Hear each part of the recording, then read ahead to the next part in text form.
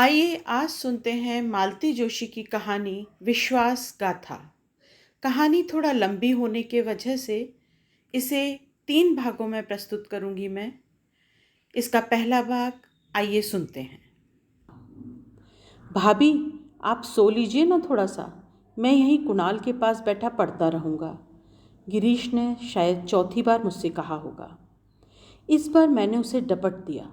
सुबह पेपर नहीं देना है क्या? जाओ, झटपट सो जाओ चलकर। मेरी चिंता मत करो, मुझे वैसे भी नींद कहाँ आती है। डांट खाकर गिरीश चुप हो गया और सोने की तैयारी करने लगा। अपनी जगह पर बैठी मैं उसे देखती रही।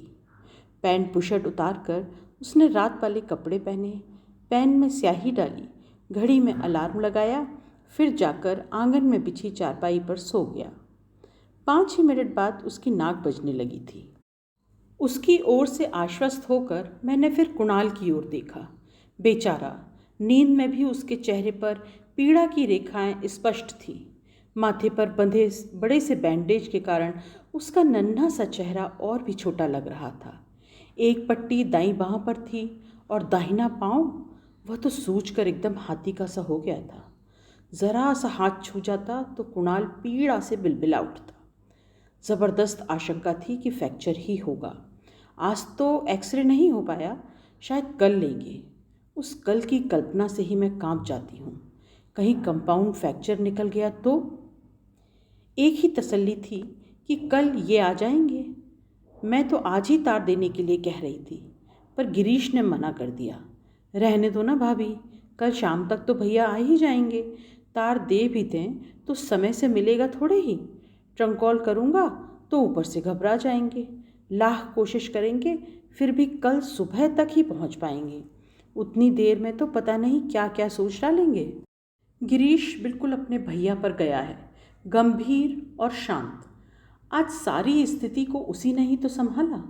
मैं तो कुणाल को सीढ़ियों से लुढ़कते देखकर वहीं फर्श पर धम्म से बैठ गई थी और दोनों हाथों में मुंह ढांप लिया था। अपनी तरफ से तो मैं उसे ईश्वर के हवाले कर ही चुकी थी। फिर बाद में गिरीश के साथ यंत्रवत घर से अस्पताल और अस्पताल से घर का चक्कर लगाती रही, लेकिन मुझे किसी बात का होश ही नहीं था।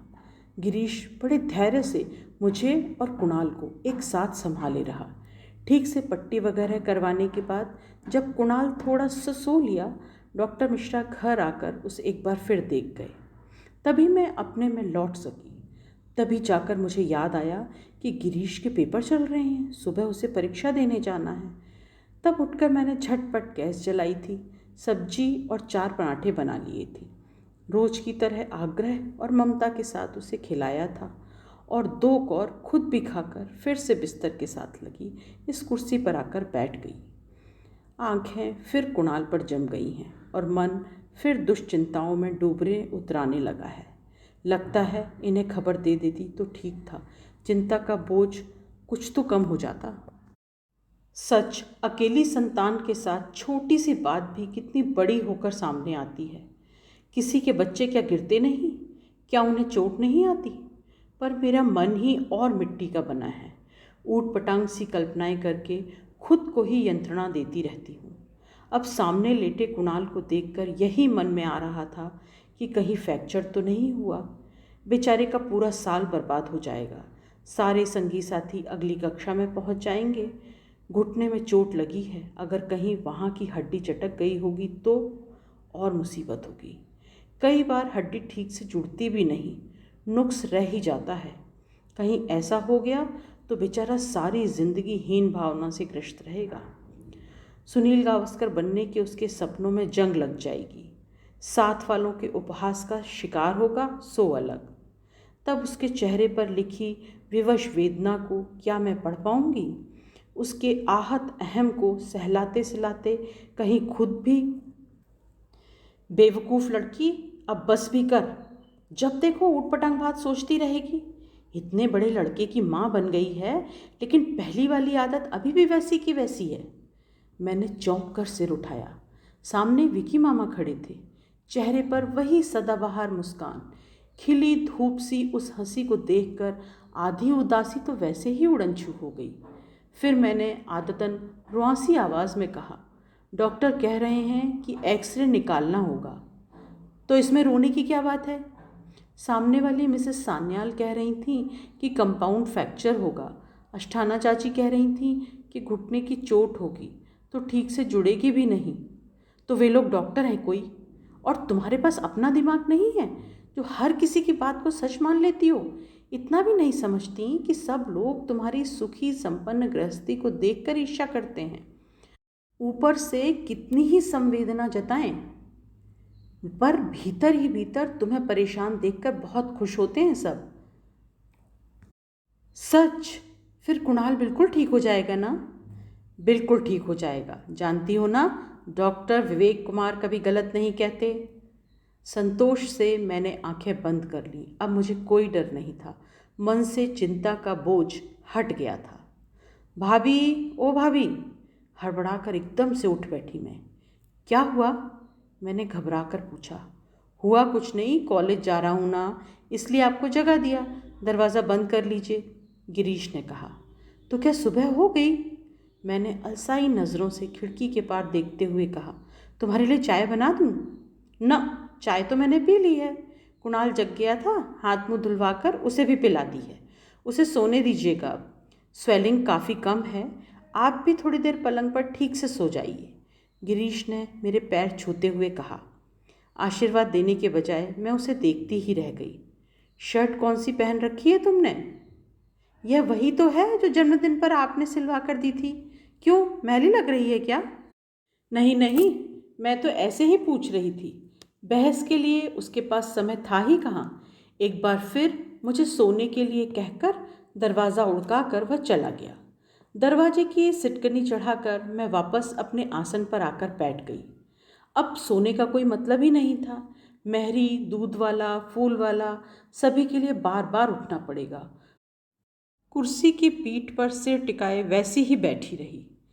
सामने ही गिरीश का कमरा था। सामने वाली खूंटी पर लटका एक खाली हैंगर हवा में धीरे धीरे झूल रहा था। इसी पर तो रात भर गिरीश की पैंट बुशर्ट टंगी हुई थी। और विकी मामा, वह भी तो यही कपड़े पहने हुए थे। यह कैसे संभव हो सकता है? लेकिन विक्की मामा यही तो कहते हैं, अवचेतन मन के किसी कोने में चुपचाप छिपे रहते हैं, मौका पाते ही एकदम प्रकट हो जाते हैं। तब उनके लिए देश काल का भी बंधन नहीं रहता। कपड़े तो बहुत मामूली चीज़ हैं, कैसी भी बदहवासी हो वह आकर दिलासा दे जाएंगे। आते ही अपना प्रिय फतवा दोहराएंगे। डॉक्टर विवेक कुमार कभी गलत बात नहीं कहते, जानती हो ना? और सचमुच सारी दुश्चिंताएं पल भर में फुर्र हो जाती हैं। अपने लिए चाय बना रही थी, दिमाग पता नहीं कहाँ था कि मेरे देखते देखते सारी चाय उफन कर किचन टेबल पर बह निकली। पतीली में आधा कप भी नहीं बची। दोबारा चाय चढ़ाते हुए एक पुरानी बात याद हो आई। उस दिन पापा के लिए दोपहर की चाय बना रही थी। दीदी की शादी के बाद से यह काम मेरे जिम्मे आ गया था। दूध निकालते हुए पता नहीं क्या हुआ कि पतीली मेरे हाथ से गिर गई और पूरा दूध अलमारी को नहलाता हुआ फर्श पर फैल गया। कुछ क्षण मैं हक्की बक्की होकर देखती रही, फिर वहीं फर्श पर दोनों हाथों से मुंह ढाँप कर रोने बैठ गई। विकी मामा कब आकर दरवाजे पर खड़े हो गए पता ही नहीं चला। बड़ी देर बाद चाची की आवाज़ सुनाई दी। विकी, कीटू की बोतल ला रहा था ना तू, कहाँ खो गया? बॉटल की बात तो भूल ही गया दीदी। मैं यहाँ पर लोगों को क्षीर सागर में नहाते देख रहा हूँ, विकी मामा ने वहीं से चिल्लाकर कहा। तब जाकर मुझे उनके अस्तित्व का भान हुआ। सिर उठाकर मैंने उनकी ओर देखा, तब तक चाची भी दौड़ी दौड़ी आ गई। सारा नज़ारा देखकर पहले तो पेट पकड़ खूब हंसती रही, फिर उस दूध के तालाब से मुझे उठाते हुए बोली, सिलबिल है पूरी, तेरे चाचा ने ठीक ही नाम रखा है तेरा। उनके स्वर में दुलार था, स्पर्श में ममता थी, फिर भी जैसे अपमानित हो उठी थी मैं। उनके हाथ से छूटकर जो भागी तो सीधे कमरे में ही आकर दम लिया। उसके बाद शायद विकी मामा स्कूटर लेकर दूध लेने बाजार चले गए थे। उनके लौटने तक चाची ने फर्श धो पोंछ कर साफ कर दिया, क्योंकि जब नीटू मुझे खींचकर किचन में ले गया था तब चाची हाथ धो रही थी और विकी मामा चाय बना रहे थे। चाय पीने की ज़रा भी इच्छा नहीं थी, पर भागने का कोई उपाय भी नहीं था। नीटू फिर मुझे खींच कर ले आता। एक कप चाय मेरे हाथ में ज़बरदस्ती पकड़ाते हुए विकी मामा ने कहा, अब यह बताइए अमिता जी, आप रोई क्यों थी? क्या रोने से दूध पतीली में वापस आ जाता? चाची बोली, अरे इसका नाम अमिता थोड़ी ही है। तो उन्होंने आश्चर्य से पूछा, सुनीता तो बड़ी वाली है, जिनकी अभी मई में शादी हुई है। हाँ, सुनीता तो खैर बड़ी वाली ही है, पर इस छोटी वाली का नाम है बारहमासी। मतलब समझ रहे हो ना? अरे दूध फैलने का तो फिर भी एक बड़ा सा कारण हो गया। हमारी अम्मी को तो बस रोने का बहाना चाहिए। स्कूल की बस छूट जाए तो, पेन की निब छूट जाए तो, सहेली से कुट्टी हो जाए तो, दीदी की चिट्ठी आ जाए तो, इसकी गंगा जमुना में बाढ़ आई ही रहती है। बारहमासी, वाह क्या नाम है! इस बात पर तो दीदी तुम्हें पद्मश्री देने को दिल करता है। और दोनों भाई बहन हो करके हंस पड़े, जैसे बहुत बड़ा मजाक कर लिया हो। शर्म तथा अपमान से लाल हो आई मैं। चाची को मैं कभी ठीक से समझ ही न सकी। कभी तो इतना लाड जताएंगी कि लगता मैं नीटू कीटू से भी छोटी हो गई हूँ, और कभी इतनी पराई सी लगती हैं कि बस। दीदी थी तब तक तो मैंने कभी इन बातों की परवाह नहीं की, पर उनकी शादी के बाद लगता है घर में मैं एकदम अकेली पड़ गई हूँ। भैया तो उससे पहले ही आईआईटी कानपुर पहुँच गए थे। पापा बेचारे ऊपर ही बने रहते हैं। छोटे भाई की गृहस्थी में उनकी मर्यादा निभाते हुए सिर्फ सुबह शाम खाने भर को नीचे उतरते हैं। चाय तक ऊपर ही जाती थी। और अब ये विकी मामा आ गए थे, MS MD पता नहीं क्या करने, और मुझे लग रहा था जैसे प्रतिपक्ष में एक की वृद्धि हो गई है।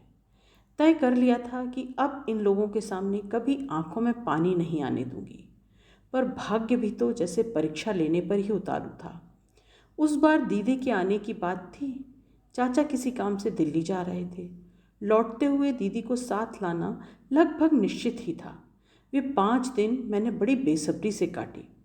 मन में ढेर सारी बातें, ढेर सारी शिकायतें इतनी इकट्ठी हो गई थी कि दीदी के घर में पाँव देते ही मेरा टेप रिकॉर्डर शुरू हो जाता था। 5वें दिन चाचा लौटे। फाटक पर रिक्शा रुकने की आवाज़ सुनते ही मैं दौड़ती हुई बाहर आई, पर जब उन्हें अकेले उतरते देखा तो सारा उत्साह ठंडा पड़ गया। मन रोने को हो आया। सुनीता नहीं आई। चाची मेरे पीछे पीछे बाहर आ गई थी। उन्होंने पूछा तो चाचा ने बताया उसके मम्मियाँ ससुर का कल अपेंडिक्स का ऑपरेशन था, इसलिए आना नहीं हो सका। बहुत गुस्सा आया मुझे। ऑपरेशन था तो दीदी क्या कोई डॉक्टर है? इतने दिनों की आकुल प्रतीक्षा एकदम घोर निराशा में बदल गई थी। छत की सीढ़ियों पर बैठी मैं कब तक आंसू बहाती रही मुझे पता ही नहीं चला। होश तो तब आया जब देखा दोनों हाथों में चीनी की 2 खाली तश्तरियाँ लिए हुए विकी मामा बिल्कुल मेरे सामने खड़े हो गए हैं। क्या है? मैंने रुखाई से पूछा। आंसू पात्र, उन्होंने अत्यंत नाटकीयता के साथ कहा। अभी तो इन्हीं से काम चला लो, दहेज में देने के लिए चांदी का बनवा देंगे। रोष में आकर मुंह फेर लेने के सिवा मैं कुछ न कर सकी। वह रास्ते में खड़े थे, नहीं तो सीधे कमरे में जाकर ही दम लेती। अमिता, तुम्हें मालूम है रोम में एक राजा हुआ करता था, नीरो? हमें कुछ नहीं मालूम, मैंने तेजी से पलटते हुए कहा। आपकी तरह विद्वान नहीं हैं। अरे हाँ, यह तो मुझे याद ही नहीं रहा। फिर भी कक्षा 10वीं में यह कहावत तो पढ़ाई ही गई होगी कि laugh and the world will laugh with you, cry and. मैं गुस्से में कांपती हुई उठी और उन्हें करीब करीब धकियाते हुए नीचे उतर आई। अब देते रहें छत पर अपना प्रवचन। पर कुछ समय बाद वह उसी मस्त मौला अंदाज में नीटू से पूछ रहे थे, क्यों दोस्त, बाजार कितने बजे चलेंगे? 5। नीटू ने 5 उंगलियां फैलाकर अपने कथन की पुष्टि की। मेरी जेब में पैसे कितने हैं? 5। नीटू ने फिर उंगलियां फैलाईं। और तुम कितनी टॉफ़ी खाओगे? 5। और कीटू कितने गुब्बारे लेगा? 5। वह भी भिनभिनाया। दरअसल अपनी 5वीं सालगिरह के बाद नीटू को यही एक संख्या रट गई थी। और कीटू तो भैया की कार्बन कॉपी था। भरसक वह अपना दिमाग इस्तेमाल ही नहीं करता था। तो दोस्तों, विकी मामा बड़ी गंभीर मुद्रा बनाकर बोले, इस चर्चा का अर्थ यह निकलता है कि आज से ठीक 5वें दिन तुम्हारी सुनीता मौसी यहाँ होंगी। सच्ची? और बच्चे खुश होकर तालियां पीटने लगे। ज्योतिषी की दुम? मैं बुदबुदाई और फिर एक बार दांत पीस लिए, पर उन पर कोई असर नहीं हुआ। अब वह बड़े मनोयोग से नीटू को जूडो सिखा रहे थे। 5वें दिन जब दीदी सचमुच ही जीजाजी के साथ आकर खड़ी हो गई तो हर्ष और विस्मय से मैं उच्छ्वसित हो उठी। खुशी के उसी आवेग में मैंने कहा, दीदी, ये जो नीटू के मामा हैं ना, इन्होंने भविष्यवाणी की थी कि आज तुम ज़रूर आओगी। इसमें भविष्यवाणी करने जैसी क्या बात थी? जीजाजी अपने गुरु गंभीर स्वर में बोले, मैंने तो चाचा जी को बता ही दिया था कि हम लोग बृहस्पति को चलकर शुक्रवार को पहुंच रहे हैं। उनकी इस सपाट बयानी से मेरी आधी खुशी काफूर हो गई। रही सही दीदी के व्यवहार ने छीन ली। सच, कितना बदल गई थी वह। घर में किसी से जैसे मतलब ही नहीं रह गया था उन्हें। बस 24 घंटे घिन्नी की तरह जीजाजी के आसपास नाचती रहती, खुद भी नाचती और सबको नचाए रखती। उनकी फरमाइशों का दौर दिन भर चलता रहता। पूरे घर में वह और उनकी आवाज़ गूंजती रहती, अमिता, जरा एक मग में गर्म पानी लाना तो तेरे जीजाजी शेव करेंगे। मिश्रानी काकी, जरा दाल पतली रखना और सब्जियों में मिर्च मसाले इतने खुले हाथ से मत डालना, तुम्हारे जमाई साहब जरा फीका पसंद करते हैं। चाची, तुम्हारे दामाद तो साउथ इंडियन डिशेज पर जान छिड़कते हैं, जरा अपना सांभर बड़ा बनाओ तो मैं भी ठीक से सीख लूँगी।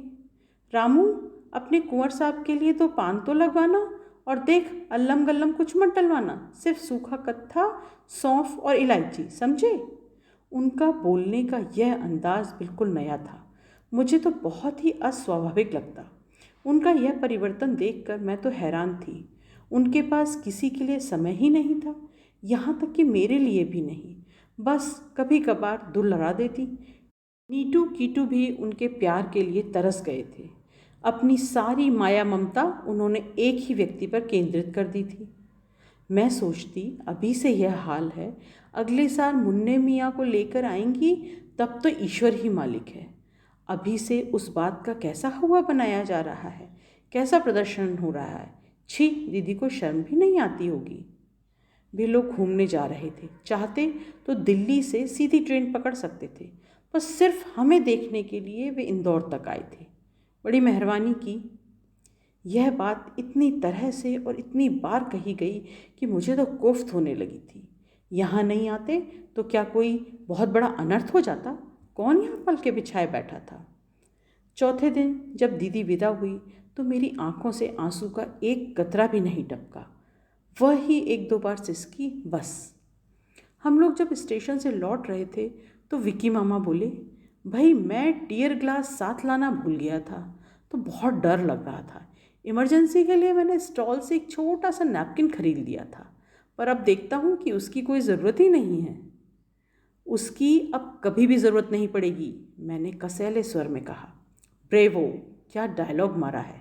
चलो इसी बात पर सबको गन्ने का रस पिलाता हूँ। और वह हम लोगों को ज़बरदस्ती एक मधुशाला में ले गए। वैसे अमी ने आज बड़ी बहादुरी दिखाई है। रस का घूंट भरते भरते चाची ने कहा, मैं तो वाकई डर रही थी। तुझे पता है विकी, सुनीता की शादी में यह लड़की बेहोश हो गई थी। 2 दिन तक बुखार में तपती रही थी। बाद में जब उन्हें किसी से कोई मतलब नहीं है तो हम क्यों उनके लिए आंसू बहाते फिरें? मैंने फिर उसी कसैले अंदाज में कहा। ये हुई ना बात। लेकिन भाई, इतनी नाराज़गी अच्छी नहीं, विकी मामा बोले। हमें तो सुनीता बड़ी समझदार लड़की लगी। भाई, जो अपने हैं वे तो अपने ही रहेंगे, लेकिन जो नया नया अपना हुआ है उसे ज़रा कस कर पकड़ रहना ज़रूरी है। वाह, क्या पति परायण नारी है। ईश्वर ऐसी बीवी सबको दे।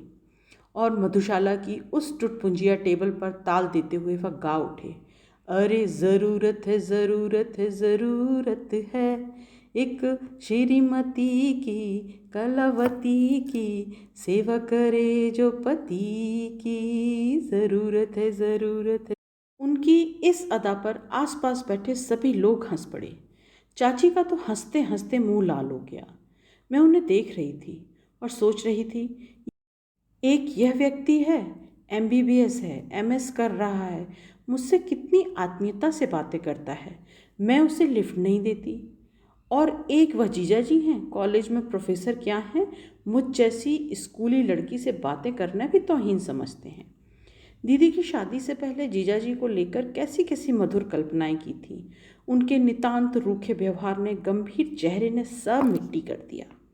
और इस एहसास के साथ मेरे आंसू बह निकले, मुझे पता ही नहीं चला। विकी मामा एकदम चिल्लाए, यह क्या, फिर रोना शुरू, मेरे रस के पैसे वापस करो। दीदी, यह अन्याय तो देखो, मैं गा रहा हूँ और आप रोए चले जा रहे हैं। क्या मैं इतना बेसुरा गाता हूँ?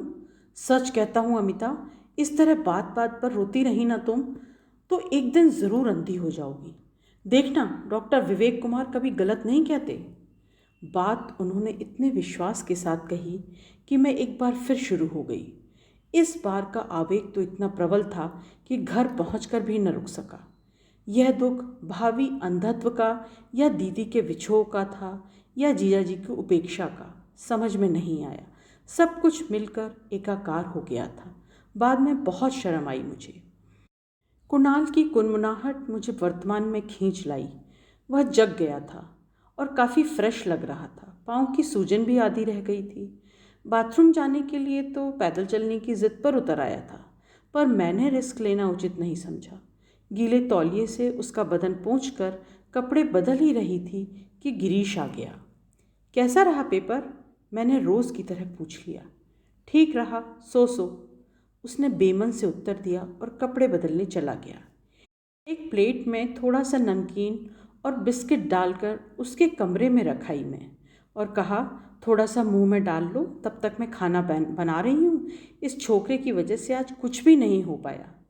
आराम से होने दीजिए भाभी, कोई जल्दी नहीं है। इस बार भी उसका स्वर फीका फीका सा था, पर उस पर ध्यान देने की मेरे पास फुर्सत ही नहीं थी। रसोई मुझे बुला रही थी।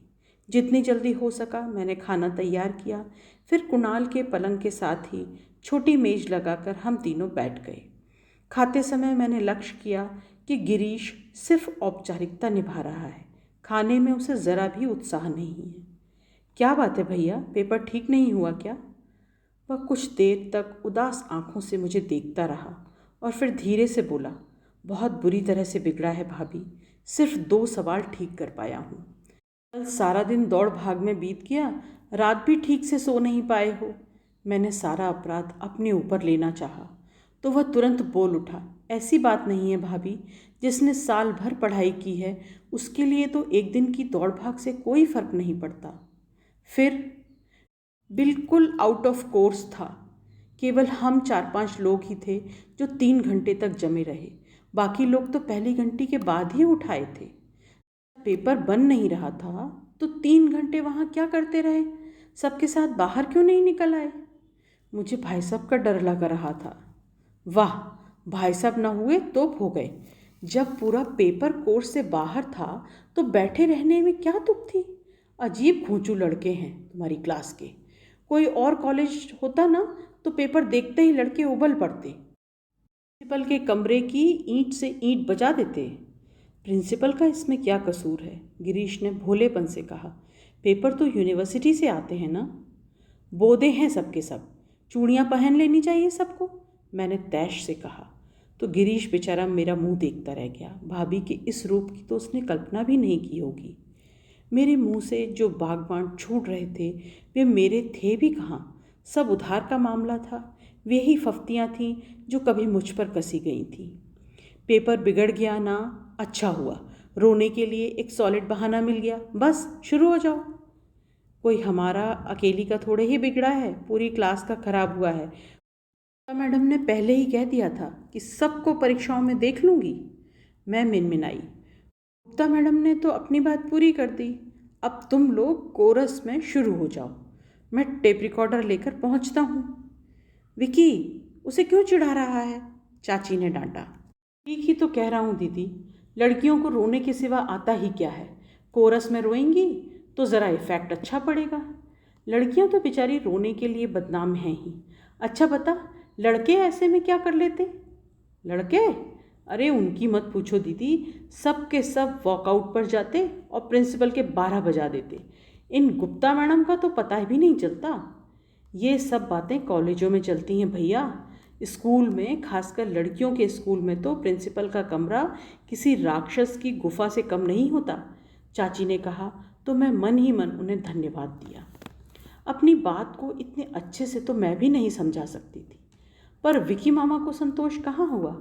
बोले, तो क्या ये लोग प्रोटेस्ट नहीं करेंगी, सिर्फ सुबकती रह जाएंगी? नो नो, देखो अमिता, रोने से कभी कोई बात नहीं बनी। मस्ट टू समथिंग, कर्म करना होगा। फिर उन्होंने खुद ही एक एप्लीकेशन लिख कर दी और मुझसे फेयर करवाया। फिर उस कागज़ पर कक्षा की सभी लड़कियों के हस्ताक्षर करवाए गए। उसे प्रिंसिपल मैडम तक भी मुझे ही पहुंचाना था, क्योंकि बिल्ली के गले में घंटी बांधने के लिए कोई तैयारी नहीं था। विश्वास गाथा के पहले भाग की कहानी बस यहीं तक। आगे की कहानी जानने के लिए इसका अगला भाग ज़रूर सुनिए। नमस्कार।